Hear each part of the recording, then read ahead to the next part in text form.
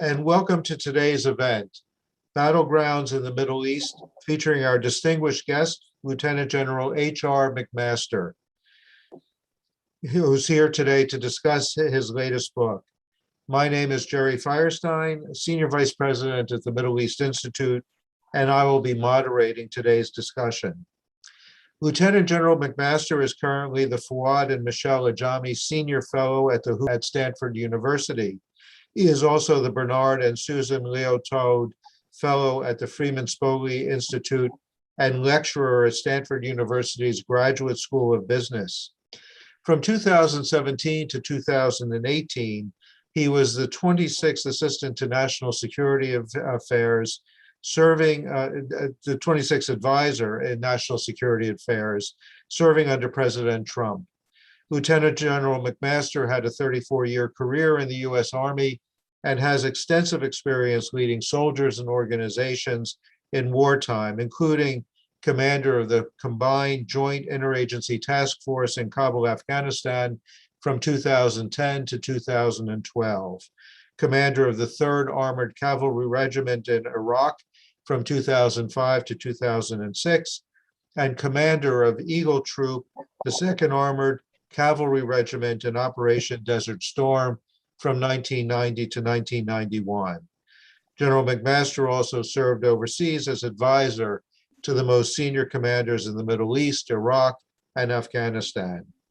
Today, we'll be discussing themes from his book, Battlegrounds, The Fight to Defend the Free World, and the ways in which the key themes might be applied to the Middle East, as well as the United States posture in the region.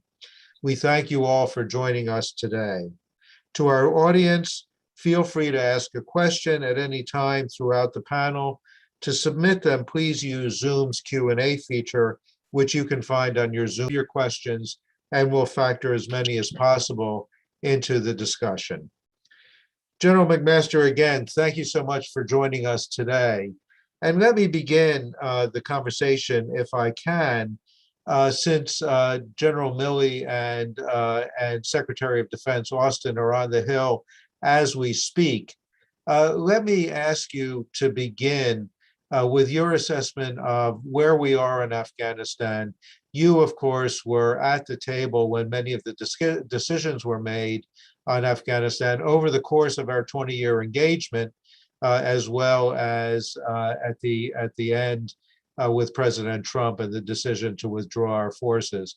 So if I can, let me ask for your assessment of one, how the decision was made, and also to assess the role of the military. And of course, given your analysis of Vietnam and your first book, Dereliction of Duty, how do you assess the performance of the military over the course of these 20 years? Hey, Jerry. Hey, thanks. It's great to be with you, and I really appreciate the great work that MEI does. I mean, it's more important now than ever. And I would just say that what we're seeing in Afghanistan is a catastrophe. It's a catastrophe that is just beginning, a humanitarian catastrophe, a political catastrophe in connection with our reputation and credibility internationally, and a security catastrophe. I mean, a victory for the Taliban and reestablishing the Islamic Emirate of Afghanistan is a victory for all jihadist terrorists. And it's a sad situation. And I think what makes it particularly sad is that this was self-defeat in Afghanistan based on self-delusion. And what I read about in Battlegrounds is that our war in Afghanistan was not a 20-year war. It was a 1-year war fought 20 times over. And our effort there was undermined by fundamentally flawed and inconsistent strategies over time. And I'll try to be brief about this, but it is a 20-year war. But I think initially, the campaign against the Taliban was successful, right, in unseating the Taliban government. But what we didn't consider at the outset of the war was the importance of consolidating military gains to get to a sustainable political outcome consistent with what brought us into the war to begin with, which was to ensure that Afghanistan never again became a safe haven and support base for jihadist terrorists who had committed really the most devastating terrorist attack in history on 9/11. And in just prioritizing withdraw from the very beginning and this short-term approach to what was really a long-term problem, we actually complicated the situation in Afghanistan, lengthened the war, and made it more costly. And so the initial phase associated with just trying to get out, remember continuously announcing that we were going to get out, really what that did is it encouraged Afghan leaders who looked over their shoulder and said, "Who has our back? Nobody." It encouraged them to try to build up power bases in advance of a post-U.S. Afghanistan in anticipation of maybe a return to the Civil War of 92 to 96. So by not paying attention to the institutions, the nascent institutions that we're building initially from 2001 to maybe 2004 or 5, what happened is these Mujahideen era militias that we had relied on to defeat the Taliban and drive them out of power morphed into criminalized patronage networks that really took control of these nascent institutions from the ground up and used those institutions to build those power bases, engaging in a range of criminal activity, diversion of our aid, for example, selling of fuel and repair parts, commoditization of positions, rent-seeking behavior, and all of this really perpetuated state weakness in this nascent Afghan state, really a state that had been traumatized, obviously, by decades of war, the brutality of the Taliban from 96 to 2001. And then, of course, we realized quite late after we had then gone to Iraq and focused mainly on Iraq that we had neglected the consolidation of gains in Afghanistan. Well, the response was to dump a whole bunch of money and resources into Afghanistan, well beyond the absorptive capacity of that economy and that government, which actually strengthened these criminalized patronage networks who were stakeholders in state weakness, because it was the weakness of these institutions that gave these organizations impunity. And then, of course, Hamid Karzai, who was the president, he actually, what he was trying to do is to stay in power. And so when we said we're leaving, he said, "Oh, nobody has my back, so I have to cut these deals." And what he did is he essentially gave these groups, gave these organized crime networks, these criminalized patronage networks, license to steal in exchange for political fealty. So the political settlement in Afghanistan, due to our inattention and declarations that we're leaving, actually became wholly reliant on unchecked criminality. And of course, it was against this backdrop that the Taliban was regenerating in Pakistan with the help of the ISI, the Inter-Services Intelligence, the shadowy intelligence arm of the Pakistani army. And we never conceptualized this competition, this war in Afghanistan, based on these fundamental realities. And what Afghanistan is, and I write about this concept in Battlegrounds of strategic narcissism, it is a paragon of strategic narcissism in which we defined this war, and we defined even the enemy as we would like the enemy to be, and the war as we would like it to be, rather than confronting the reality and developing a strategy that was aimed at achieving, again, a sustainable political outcome consistent with what brought us into that war to begin with, and an outcome that's worthy, of the costs and sacrifices the costs we've incurred and sacrifices that we've made in Afghanistan. So it is an astounding, I think, example of strategic incompetence that resulted in a lack of will. Right? I mean, we hear, Jerry, we hear today, hey, the American people just didn't support the war. Well, hey, the American people had 3 presidents in a row tell them it wasn't worth it. And who prioritized withdrawal over the achievement of any kind of an outcome that was worthy of the costs and the risks and the sacrifices. And so I really think that this is an astonishing, regrettable, horrible example of strategic narcissism, strategic incompetence. And it was, I think it was wholly unnecessary. I mean, I write about this in Battlegrounds. I could see it happening, in terms of the collapse of Afghanistan. But Jerry, I mean, I would just say that, hey, Afghanistan, if you go back a couple of years, back to 2017, 18, 19, it wasn't pretty. Afghanistan wasn't becoming Denmark, but it didn't need to be Denmark. It just needed to be Afghanistan. And what we did in 2019 is we initiated, really, I think, capitulation negotiations with the terrorist organization the Taliban, resulting in a capitulation agreement in February of 2020. And then we adhered to that agreement. The Biden administration, although the Biden administration reversed a lot of Trump policies, actually doubled down on the flaws of the Trump administration approach to Afghanistan, and delivered a series of psychological blows, both administrations, to our allies, our Afghan allies and security forces on the way out, and also emboldened and strengthened the Taliban on our way out. Hey, Jerry, if we were going to leave, why the hell didn't we just leave? Yeah. Why do we make sort of concession after concession to the Taliban? Why did we not insist on a ceasefire? Why did we force the Afghan government to release 5,000 of some of the most heinous people on earth, who immediately went back to terrorizing the Afghan people? Why did we withdraw our air support? Why did we withdraw our contractor support?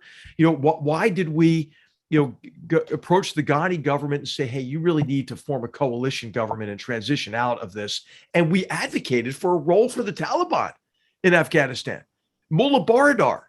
Hey, I mean, what else do you need to know about this guy other than that he encouraged his son to be a suicide bomber at age 17? I mean, these are the people who are in charge now. But what we did, Jerry, is we created this self-delusion, right? That the Taliban, they're separate from other jihadist terrorists. Really? Siraj Haqqani is now the head of the MOI. When we saw this brigade take over Kabul airport, that was Brigade 313, an Al-Qaeda brigade that was trained by the Haqqanis and fought under the Taliban. These groups are utterly intertwined. We assumed that maybe, the Taliban, maybe they'll put in a more benign form of Sharia, right? And well, look at what they're doing now. And they've thrust Afghanistan back into hell, essentially. And then we also assumed that there are just no consequences, for a lost war, right? And we're lamenting all the equipment that's left behind. We're lamenting that American citizens were left behind. That's what happens when you lose wars. That's what happens when you surrender to a terrorist organization. So I'll tell you, Jerry, we have a lot of ground to make up. I don't think we're serious people anymore. I think we're strategically incompetent, and we've not demonstrated the leadership and the will necessary to achieve outcomes in war that are consistent with what brought us into war to begin with. And so I think we're only seeing the beginning of this, that this is a humanitarian catastrophe, a political catastrophe, and a security catastrophe. And as we know, right, we know when we ended the endless war in Iraq, remember December 2011, when then Vice President Biden called up President Obama and said, hey, thank you for allowing me to end this goddamn war. I mean, think about the conceit behind that statement, right? That wars end when one party disengages, as if Al-Qaeda in Iraq was looking around and said, oh, the Americans are gone. Let's just stop our jihad. I mean, we're fighting actually against enemies of all civilized peoples who are waging an endless jihad against us. So when we disengage, the war doesn't stop. And I think we demonstrated our inability to learn from even that most proximate experience, from 2011 to 2014, when Al-Qaeda in Iraq, after we disengaged from that endless war, morphed into Al-Qaeda in Iraq 2.0, which then became ISIS, which was the most destructive terrorist organization in history, conducting 195 attacks outside of the territory they controlled. Remember Brussels Airport, remember Paris, remember Marseille, remember San Bernardino, right? This is what we're in for in Afghanistan. And with South Asia broadly, based on our surrender to jihadist terrorists. So that should maybe give us a good jumping off point, Jerry. But this was all predictable, and in fact, it was predictable. I know it's predictable because this is what we briefed to President Trump in August of 2017. We said, okay, hey, you want to withdraw from Afghanistan at all costs? This is what it looks like, and we showed it to him. And that's why he came to a much different decision. I think it's worth rereading the speech he gave in August 2017, which was the first time, I would argue, that we had a sustainable, long-term, sound approach to the war in Afghanistan. And of course, that was abandoned, by 2019. And it has implications, obviously, as you said quite correctly, throughout the Middle East, and I want to come to that in a moment. But let me ask you: is it correct to say? I don't want to put words in your mouth, but would it be correct to say that the problem that we had in Afghanistan and to a certain extent in Iraq as well is that there was always a mismatch between our strategy, or what we said was our strategy, and the tactical decisions that we made in order to achieve success in implementing that strategy. In other words, if you go all the way back to 2001 and you look at where the Bush administration was and the decisions that they made, that we were going to try to build a modern, tolerant, open, democratic society in Afghanistan and then in Iraq, but we were never able or willing to actually put the resources in play that would allow us to achieve that. And of course, you have this whole situation of yes, this is a 20-year war, as you say. It was 21 one-year wars fought consecutively, and that this was interminable. And yet, at the same time, we look at South Korea, where we've spent 70 years there. And by the way, South Korea, for many of those 70 years, was not a model of democracy or political or economic development. It was a pretty messed up place for a long, long time, where we have been committed in Germany, we've been committed in Japan for, since the end of World War II, and yet somehow it became intolerable for us to remain in Afghanistan long enough to ensure the survival of this democratic government that we had basically introduced to Afghanistan. Is that the core of the problem, and is that the heart of the strategic narcissism that you talk about in the book? Yeah, it is. And again, I would characterize it as incompetence, right? And a failure to recognize really just the nature of war. The political nature of war, right? So you say, wait, war's political, and everybody says, well, everybody knows that, right? That's like the Geico commercial, right? Clausewitz said war's an extension of politics. But what we don't seem to recognize is that, hey, you have to consolidate military gains and get the sustainable political outcomes. That has never been an optional phase of war. We have never been able to never do that again. And now if you have a military raid, right, which is a military operation of short duration, limited purpose, and planned withdrawal, you can raid, but that's not war. That's not achieving that sustainable political outcome. War is human, right? People fight for the same reasons Thucydides identified 2,500 years ago: fear, honor, and interest.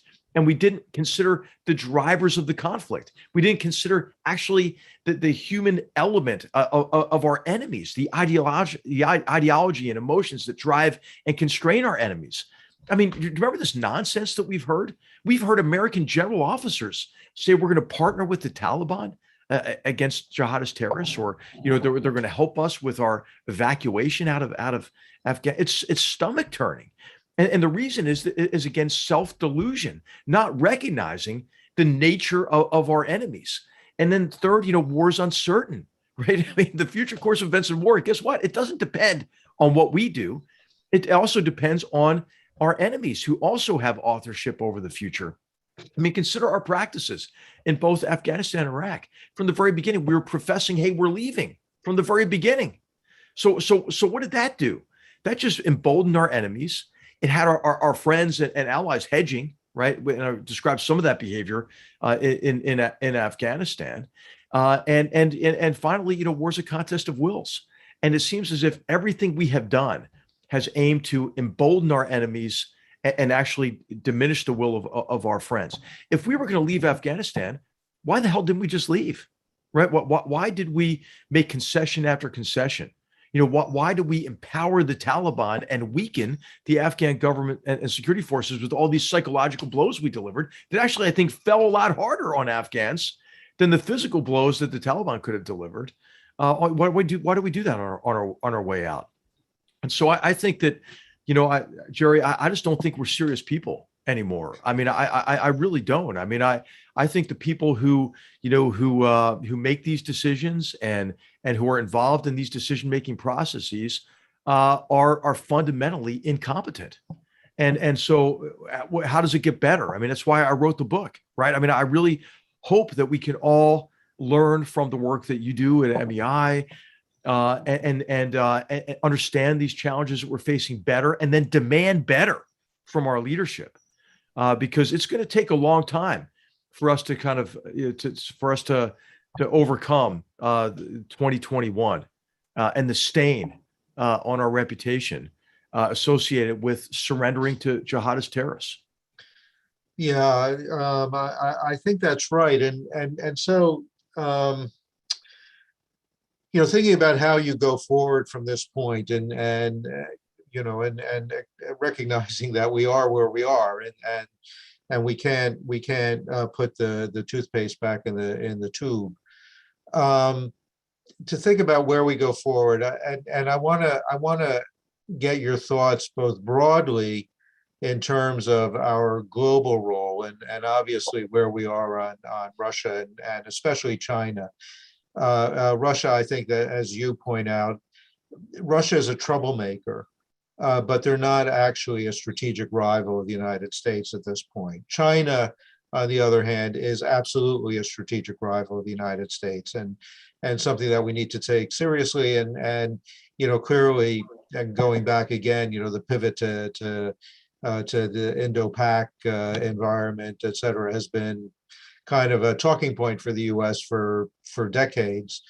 And now, perhaps that's what is happening. But obviously, also this has implications for the Middle East. It has implications for the role of the United States in the Middle East. It has implications, and several of us, I think, who were joining this conversation, were recently in Saudi Arabia and heard some disquiet from the Saudis about U.S. leadership and are we a reliable partner?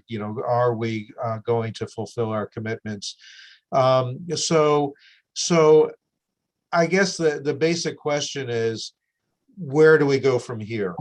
How do we begin to recoup some of the damage that we've suffered, not only over the course of 2021, but really over the course of the last number of years, frankly, where our sustainability, our commitment, our vision have all been questioned.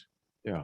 Well, I think the first step is to improve our strategic competence, right? And I define that really as our ability to integrate all elements of national power and efforts of like-minded partners to achieve objectives and goals consistent with our vital interests. And I think we have to look at the competition with China, with Russia, the competition broadly across the Middle East associated with the hostile state of Iran has been waging a proxy war against us for 40 years, and associated with really the cycle of sectarian violence in that region and the actions of other malign actors who are operating against our interests, including, I would say, the Assad regime, along with Russia and Iran.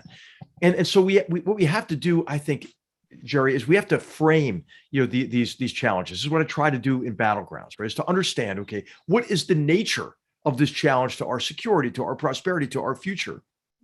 What is at stake, right? What is at stake? Why should Americans care? Because, Americans they are calling for a period of more introspection, understandably, right? After the recent traumas that we have been through, right? A pandemic, a recession, even going further back, financial crisis, the unanticipated length and difficulty of the wars in Iraq and Afghanistan, and now the social divisions and laid bare by George Floyd's murder and the violent aftermath, and this vitriolic partisanship that we're witnessing, and of course the unfounded claims of widespread fraud during the presidential election, the assault on the Capitol, and I mean it's been hell, right, for the last few years. So Americans say, why do we even care about what's going on abroad?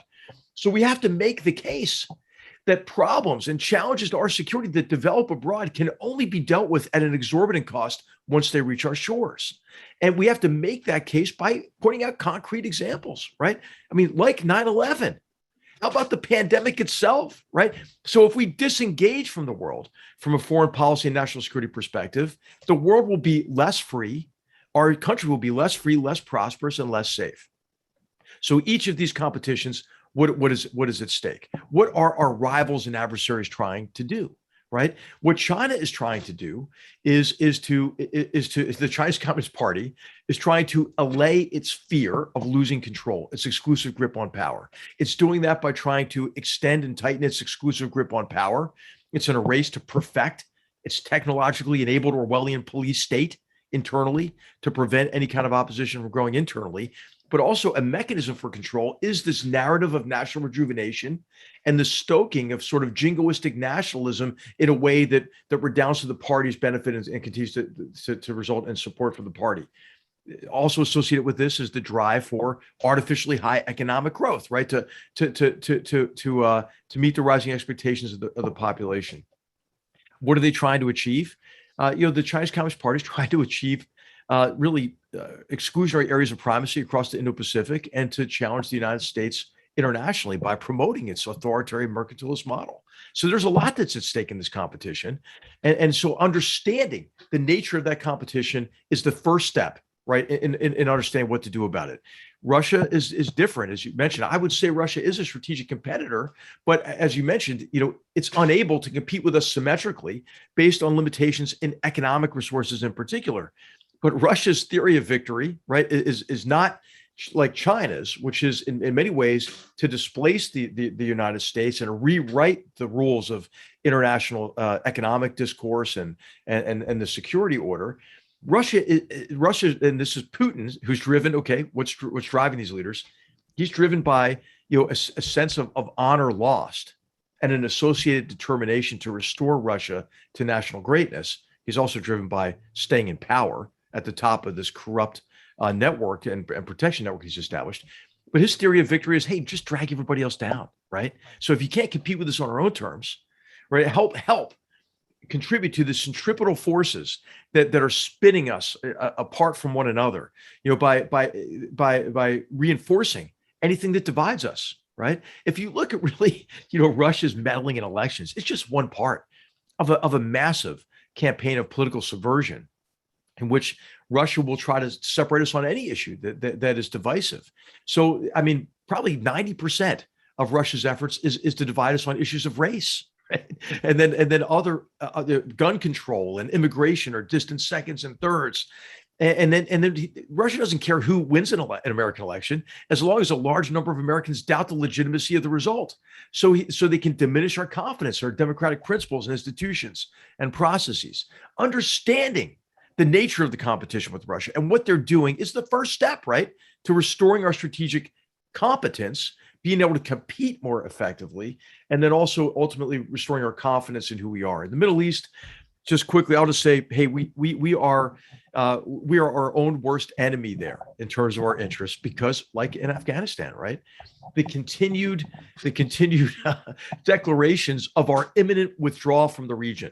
We never actually leave. But by saying, okay, this time we're really leaving, what we do is we forfeit all the benefits of a long-term commitment. And so we encourage this hedging behavior among our partners in the region, hedging with Russia. Russia has way more influence in the region than they deserve. China as well, if you look at the UAE and the economic deals there and so forth. And that's because we continue to say we're leaving, and our partners look around. Okay, who can we hedge with? And one of the examples I'll just give of this, and then we can take it where you like. I'm sorry I'm going on so long, but is what I referred to when I was National Security Advisor as Putin's Potemkin peace plan. How's that for alliteration, right? And what his peace plan was for Syria was to say to the Gulf states and say to Israel even, right? Say, hey, listen, what I need is your support. I need your support for keeping Assad in power. And if you keep Assad in power and guarantee Russian interests in a post-Civil War Syria, I promise, and this is when Putin would whisper, over time, I'll diminish Iranian influence in a post-Civil War Syria. Now, of course, this is a lie, right? Because the Assad regime is much more reliant on Iran's proxy army in Syria than they are even on Russian support. But Russia gets away with it, right? Because we said we're leaving. And who are they going to hedge with? This is why the Emiratis and the Saudis reopen embassies in Syria. This is why the Israelis kind of turn a blind eye when it's going to civil war, as long as they continue to bomb, the Iranian facilities and outposts that are aiming to place a proxy army on the border of Israel. So, I just think that overall, we have to get serious. We have to restore our competence. We have to recognize the competitive nature of war. How about that? As well as foreign policy and international security broadly. And I think it's the first step in restoring our confidence in our ability to implement a sustained and reasoned approach to foreign policy and national security. Staying with that, and of course, I think this is absolutely correct. This idea that we have overstated the question of whether or not we're going to shift our focus from the Middle East to the Indo-Pacific. I mean, obviously, the U.S. has a stake in addressing issues anywhere in the world that challenge U.S. national security, and whether it's in the Middle East or the Indo-Pacific or South America, it doesn't really matter. We have to respond to what we see as the challenges to our security. And unfortunately, those have often been coming out of the Middle East, whether you're talking about jihadistic violence or the threat of conflict or what's happening in Iraq or Afghanistan. So we're never going to leave. And the point has certainly been made that our military presence in the Middle East has actually not changed terribly much over these years, despite our saying that we wanted to refocus elsewhere. We have not, because we have interests in the Middle East, and those aren't going to go away. And so the question is, how do you coordinate between what you say, what are the correct strategic objectives for U.S. presence in the Middle East? What is a reasonable definition of what we should be doing, and how do we communicate that to both our friends and our adversaries in meaningful ways? Yeah, Jerry. So I would say our military presence has changed dramatically, right? I think in some ways, those who call for disengagement from the Middle East are thinking about like the height of the commitment to Iraq, right? They're thinking that that we have 130,000 troops in Iraq or something. We have a relatively small military presence now in the Middle East from historical perspectives, but we have, as you mentioned, have had a sustained commitment to the region, really, going back into the 1970s, right? Under the Carter administration, and the recognition of the strategic nature of the region based on really the importance of the free flow of oil. Remember the oil embargoes in the 1970s and how that magnified the economic crises in the United States associated with stagflation and so forth. That's not the principal reason now to remain engaged in the Middle East, although the Middle East is critical to world energy supplies, right? And we're seeing how constraints on energy supplies are really affecting Europe in a profound way, especially in connection with natural gas supplies. But also we're seeing the constraints here in the United States with elevated oil prices and so forth. So it's still important for energy. But I think it's mainly important based on just the recognition the problems that develop in the Middle East don't, as Ken Pollock said years ago, right, don't adhere to Las Vegas rules, right? They don't stay in the Middle East. And we've seen that obviously most dramatically, associated with jihadist terrorism. And so our interests in the Middle East ought to prioritize defeating jihadist terrorist organizations who are the enemies of all humanity. But doing so, I think, requires a sustained, really mainly diplomatic effort, but has to be backed up by military force to break the cycle of sectarian violence across the region, because it's this cycle of sectarian violence that is perpetuating state weakness, right? That gives jihadist terrorist organizations havens and support bases, but it's also keeping these jihadist terrorist organizations on life support, because it's in large measure the jihadist terrorists' ability to portray themselves as patrons and protectors to beleaguered Sunni communities that allows them to gain the popular support. And we've seen this obviously with the rise of Al-Qaeda in Iraq. We saw it with the rise of jihadist terrorist organizations in the context of the Syrian civil war. And we saw it with the rise of ISIS, which was in some measure in response to the Maliki government, the Syrian civil war, but then also the Maliki government putting into place, again, these sectarian policies that created a sense of beleaguerment, right, among Sunni communities. So our policies ought to help arrest, break that cycle of sectarian violence, because that it not only keeps jihadist terrorists strong, but it keeps the Arab world perpetually weak, and that's what Iran wants, right? So Iran is pouring fuel on this sectarian civil war to keep the Arab world perpetually weak, to extend its influence across the region. I think it has hegemonic designs in the region. Really, really, it does. And this is what the Iranian revolutionaries call forward defense, but it's really forward offense, right? And this is the use of terrorist and proxy organizations, from Hamas and Palestinian Islamic Jihad in Gaza. This is Hezbollah in Lebanon. It is the proxy army in Syria. It's the PMF and these various Iranian-backed militias in Iraq, and it's the Houthis in Yemen, right? And so what they're essentially doing is keeping the Arab world perpetually weak, to extend their influence, and ultimately to place a proxy army on the border of Israel, and destroy Israel. That's really, really what they want to do.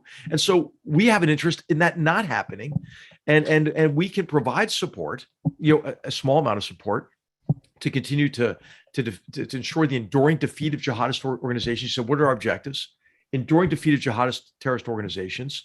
I think arresting this cycle of sectarian violence, constraining and then rolling back, Iranian malign actions in the region, and also going after the Iranian threat network. If across the region, it's blocking Iran's path to the most destructive weapons on earth, in recognition that's an unacceptable risk for the world, right? Especially the United States, but I mean Israel, but also the United States and the Arab world. That would lead to nuclear proliferation in the region, which would be a disaster. I mean, so these are our interests. Let's lay them out, right? Enduring defeated jihadist terrorist organizations, constraining Iran and blocking Iran's path to nuclear weapons, arresting and ultimately breaking the cycle of sectarian violence in the region, right?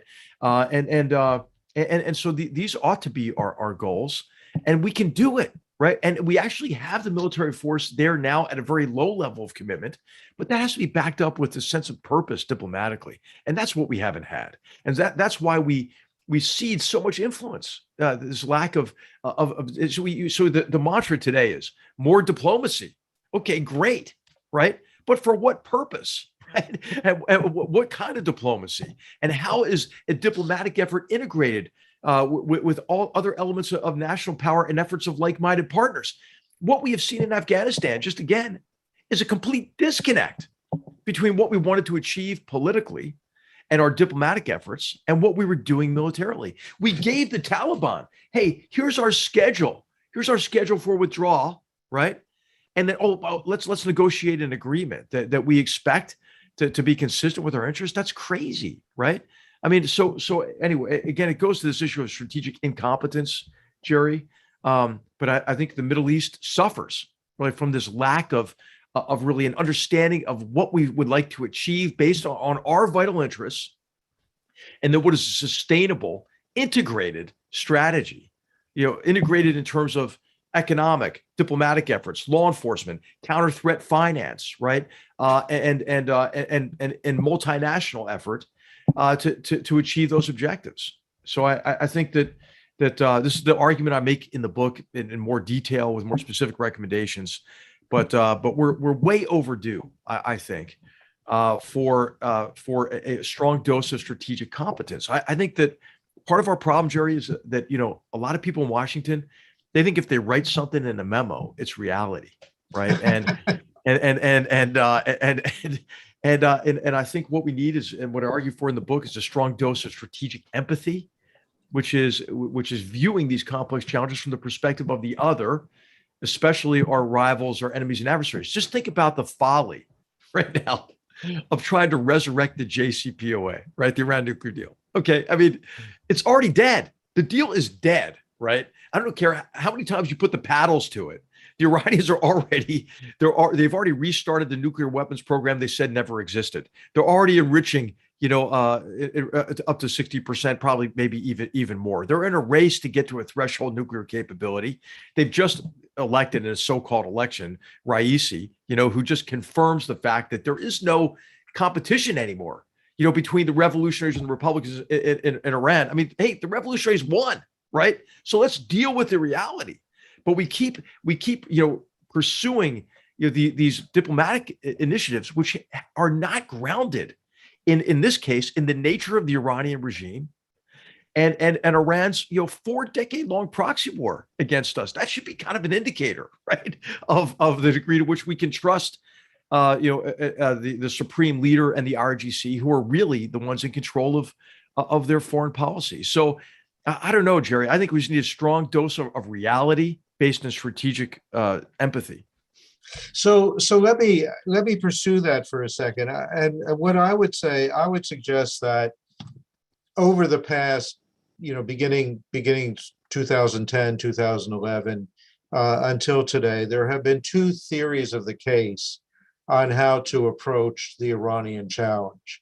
The Obama-Biden approach obviously is engagement. The idea that by dealing with Iran diplomatically through this negotiation, JCPOA, looking at the moment as though these negotiations about re-entering the JCPOA, as you said, are not going to go anywhere. But basically the idea that we should engage with Iran, and that over time we can, through engagement, address these other issues of Iranian behavior in the region, the ballistic missiles, interference in internal affairs, et cetera, et cetera. The other theory of the case, obviously, was the maximum pressure campaign. That was the policy pursued in the Trump administration.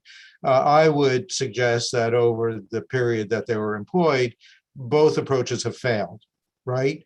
Engagement didn't get the kind of Iranian buy-in, a willingness to negotiate on these other issues that are concern our friends and partners in the region. Maximum pressure campaign, frankly, has opened the door for these Iranian pursuits of the nuclear option again, and the decision to violate the terms of their commitments and obligations under JCPOA.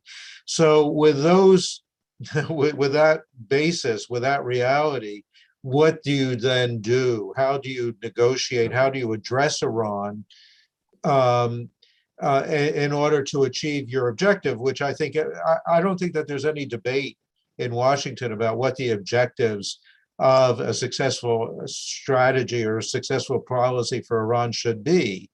The only debate is how to get there. And so how do we get there? Well, I think that, and what I read about in Battlegrounds is that our policy approach to Iran has been dominated by a conciliatory approach from the beginning, right? I mean, if you look at Zbigniew Brzezinski's meeting, in right after the revolution in '79 in Algeria, the idea was, hey, well, let's offer kind of an olive branch to this new regime, and maybe we can still guarantee our Cold War interests associated with Iran. How did that work out, right? It was a 444-day long hostage crisis. And then, of course, you would think there would be a significant change between the Carter and the Reagan administration, and there was, of course, associated with the tanker wars and so forth, and I think the ill-advised support for the Iraqis in the Iran-Iraq war. But really, the way that ended was with an overture toward the Iranian regime of weapons sales designed to get our hostages released.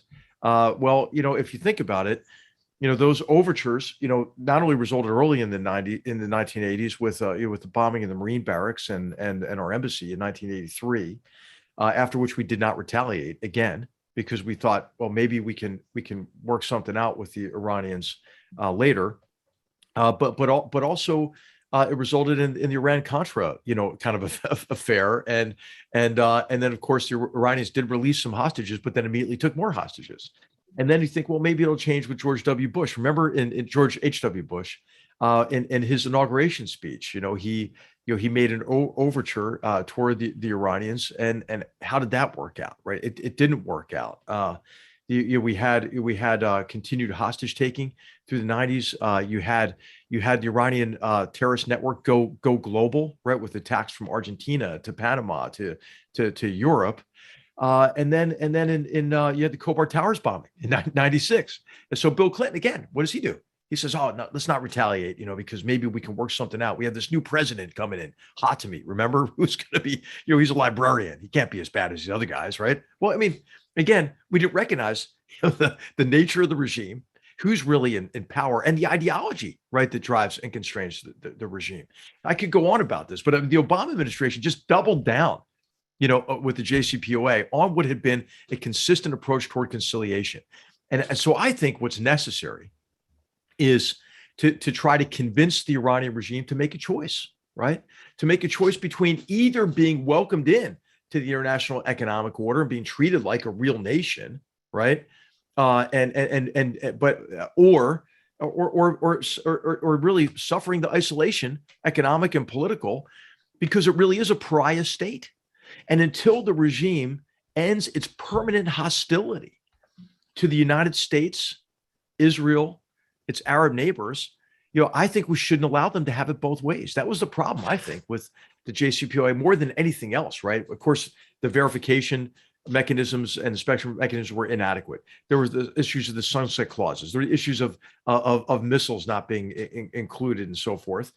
But the real problem was the relaxation of sanctions on the Iranian regime gave them the resources they needed, and they used to intensify their proxy war against the great Satan, us, the little Satan, Israel, and its Arab neighbors. So I think the policy ought to be, hey, you guys choose, right? We can't make the choice for you, but we're not going to allow you to have it both ways anymore. And I think that ought to be the policy. And so that is a policy of, I guess, maximum pressure. I don't think we ever really fulfilled it. And of course, as the Biden administration came in and began to supplicate to the Iranian regime, with these meetings that even as they were killing Americans in Iraq and intensifying the proxy war with the attacks on tankers in the Gulf and so forth, we continued to tell them how much we couldn't wait to get back into this flawed agreement that would take the economic pressure off of them. I mean, how does that work, Jerry? I don't think it works. Now, I'm not saying that maximum pressure is going to solve the problem. It might not. Ultimately, it's going to be up to the Iranian people if they demand a change in the nature of their government. But we ought to make clear that they do face a choice, right? Because I do not see any evidence that a relaxation of sanctions on Iran, which is already being relaxed, right? Because China's buying more oil, India's even thinking about buying more oil from Iran because they don't think that the United States is serious about the sanctions anymore, and so the pressure's already coming off. So anyway, Jerry, I'm on the maximum pressure side for the reasons I mentioned. I think a conciliatory approach to Iran, and I write about the various stages of this. I mean, how Jerry, they killed 600 of our soldiers in Iraq through their proxies, right? What did we do? We didn't do a damn thing, right? And so it wasn't until I think the strike against Qasem Soleimani when the Iranians began to think, wow, maybe they do know the return address, of all these attacks over the years. So I think there's certainly a military component to this, but I think the economic isolation and this campaign of pressure is what's most appropriate. Hmm. Yeah, so I guess it gets, and I think that one of the issues is, maximum pressure, but the Iranians have already demonstrated that they're willing to pay the price of maximum pressure campaigns, that they're willing to inflict that kind of pain, and many people have made the argument that the IRGC, in fact, welcomes maximum pressure because it allows them, through their criminal activities, their smuggling, et cetera, to become the sole provider of economic resources in the country. There's no competition because the only ones who maintain those smuggling routes, et cetera, are the IRGC. So actually, they're beneficiaries of the maximum pressure campaign. But a number of our viewers have asked a kind of a related question, and that is, how do you strike this balance? Because maximum pressure really only works, I would suggest, if there is a credible threat of military action, right? Maximum pressure, unless you're going to say that if you don't respond to maximum pressure, we do maintain the option of striking militarily. And I think that, from a military perspective, I think that there's a great deal of reluctance, I would say, to even contemplate the idea of any kind of a sustained military action with Iran. And also I would make the point that it unsettles our Gulf allies who are looking at being, ground zero for any kind of a military conflict between the United States and Iran. So I guess for a number of the people who are watching, the question that they would like to put to you is, how do you balance? What's the correct balance between military and diplomatic initiatives in the Middle East? Well, this is what Alexander George, a great political scientist, wrote about in terms of what the limits, of course, of diplomacy and the degree to which you prioritize your objective of blocking Iran's path to a nuclear weapon, and compare that, right, to Iran's desire to have one. But first, let me just address this idea that if we relax sanctions on Iran, that it will actually create alternative power bases that could challenge the authority of the IRGC and the supreme leader. Hey, I think, Jerry, we know that's a flawed assumption, right? Because we did it, right? We did it after we flew plane loads of cash to the regime, and we relaxed sanctions that allowed initial contracts to be led and letters of agreement and let the economic pressure off of the regime. What happened? Where did that money go? It went to the IRGC, right? Because guess what? The IRGC and the Bunyads are the beneficial owners of most of the companies in Iran. And actually, the relaxation of sanctions strengthens these criminalized patronage networks that allow them to remain in power, along with the oppressive arms of power that they have, like the Basij and the IRGC itself. So, I just don't think that argument, right, that we should relax sanctions because it will weaken the regime, it doesn't hold up. I mean, it's the same approach that the Obama administration took to Cuba. How did that work out? It didn't work out because guess what? The Cuban army is in charge of all the businesses, right? And it just actually strengthened them and allowed them to be even more effective oppressors of their own people. So in terms of military force, yeah, I think you have to have credible force to deter, right? Because deterrence equals, capability times will. I think the Iranians think that our will factor is down to about zero after Afghanistan. And of course, when did they last think that was the case? I think it was during the Obama administration. When we had the unenforced red line in Syria, for example. And I think all of our adversaries were emboldened after that. I think you draw a direct line from that, the unenforced red line in Syria, to certainly the escalation of attacks in Iraq, but then also to Russia's annexation of Crimea, invasion of Ukraine, the building of islands and weaponizing those islands in the South China Sea. Right? I mean, I think they thought, okay, hey, the Americans aren't going to do anything. But I'll tell you, I think they will push the limits and probably overstep the limits potentially, and I think we have to recognize what the return address really is, and inflict costs on the Iranians, economically certainly, but be prepared, to respond militarily if necessary. But the other factor we haven't talked about is the Israeli Defense Force, and what do, right? I think the Begin Doctrine is still in place in Israel, regardless of what government is in power and what coalition is ruling in Israel. And I would say that as Iran is increasing enrichment and so forth, that you're likely to see lots of actions, maybe short of direct military action, to disrupt Iran's path to the most destructive weapons on earth. But I would put the chances of an IDF strike on Iran like above 80%.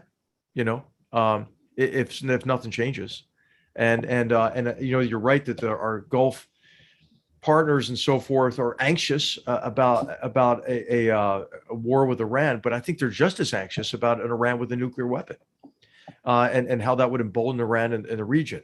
And of course, part of the remedy for that might be to get nuclear weapons themselves, right? Which would be a terrible outcome for international security.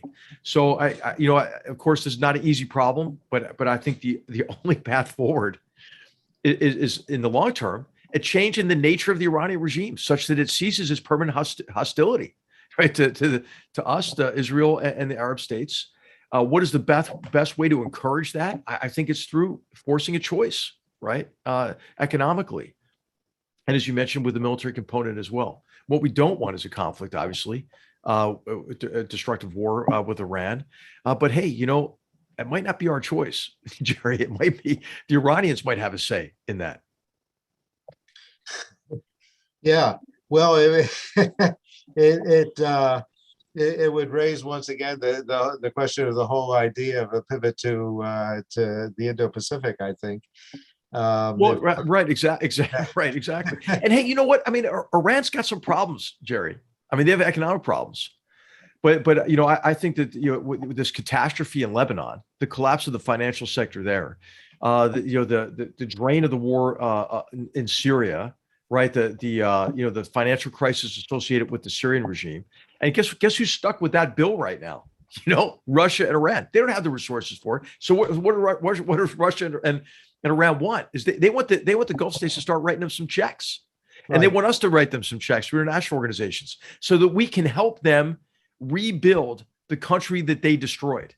Right. That would be silly of us, right? We do have a lot of leverage. We have a lot of leverage right now just in not writing checks that help the Russians and the Iranians. And so I think that sometimes we look at Iran like they have all the cards. I mean, they're trying their best to create hell, right? But they're also living in hell themselves because they prioritize this proxy war over the welfare of their own people. And while we impose sanctions on them, we shouldn't take any credit for their economic problems. Let's give full credit to the corrupt leadership that is denying the Iranian people the future they deserve. I think that's great.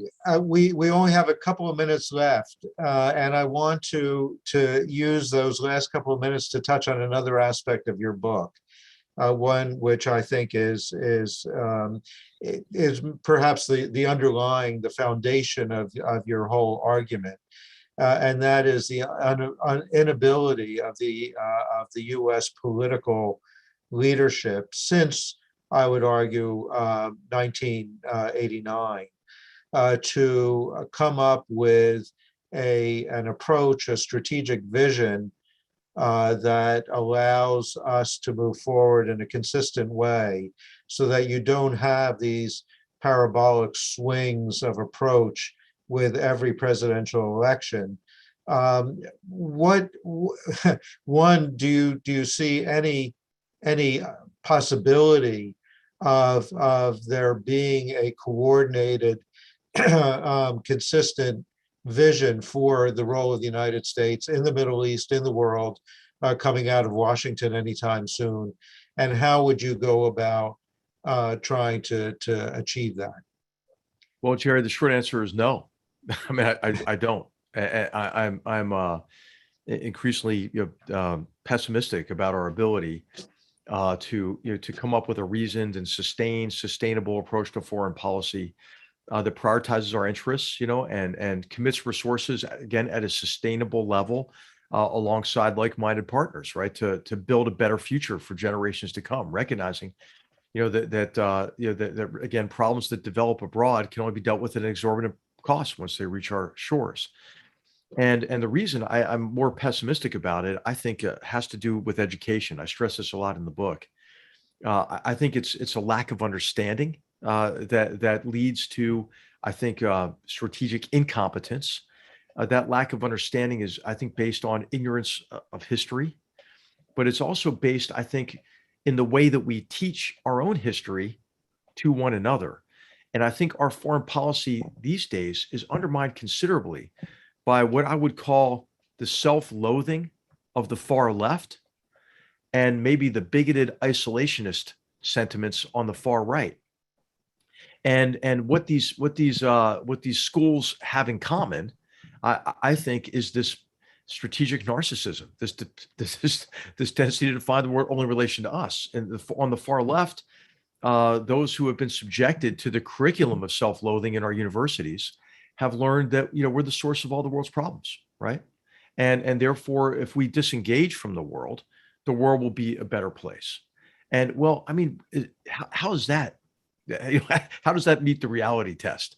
And then on the far right, the neo-isolationist movement, I think believes that any efforts abroad are forlorn, based on the idea that these cultural differences between societies are an impediment to making any kind of real progress. And so that reinforces this idea we should just withdraw into ourselves, and therefore America will be a better place. And of course, what this does is it emphasizes differences among peoples and cultures in a way that obscures our common humanity, and is completely ignorant of the fact, right, that the age of free security for America is over. Right. I mean, C. Van Woodward wrote about the end of free security in the 1960s, and he was writing about the turn of the 19th to the 20th century. Right. And so, I do think that our ability to put in place an effective foreign policy is limited by a misunderstanding of history, our own history, and a misunderstanding of the world. And that's why I wrote the book, Jerry. I mean, I hope that the book can be a starting point for meaningful, respectful discussions and debates that help us come together as Americans, right? And we're so divided and polarized, but maybe on these issues of foreign policy, maybe that's where we can have these discussions in a way that can at least, damp down the partisan vitriol and help us understand that, hey, what we all want is the same, right? Don't we want a better future for our children and grandchildren? I think so. And so, we ought to also recognize that, hey, our republic was never perfect, never will be perfect. Our founders, they recognized that this country would be a work in progress, right? That would require, in their words, constant nurturing.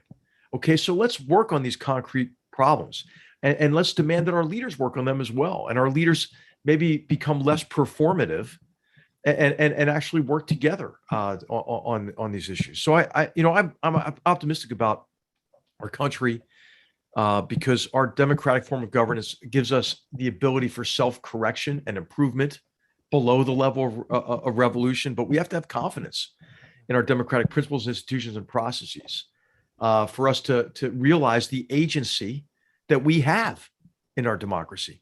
What bothers me the most, Jerry, these days is like this sense of systemic this or that, as if we don't have agency. Actually, we do. And so I think it's time for us to demand more of our leaders and to continue to educate ourselves and one another about the challenges we face and the opportunities that we face. Great. Well, General McMaster, thank you so much for joining us today for this conversation.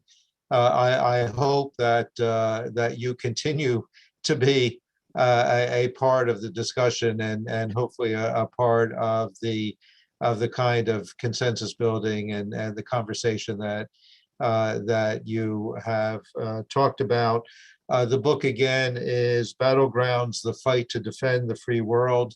Highly recommended for everybody who's viewing in today. Again, thank you to all of our viewers for joining us. We look forward to seeing you either in person or on Zoom going forward. And thank you so much. Thanks, Jerry. Thanks. Take care. Take care.